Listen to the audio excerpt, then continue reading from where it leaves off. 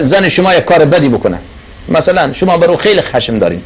اما جلوی چشم مردم او را اگر یک کار بکنید این با آبروی خود شما تمام، در حالی که این کلمات صریحه در مذمت عایشه و در تقبیح عایشه که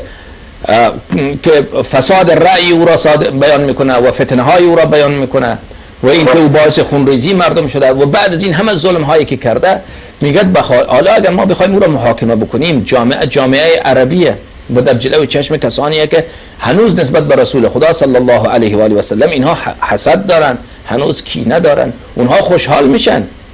که زنهای خودشان در خانه ها محفوظ، زن رسول خدا صلی الله علیه و آله و سلم با بیعقلی خود و با شیطان پرستی خود و با بیدینی خود و با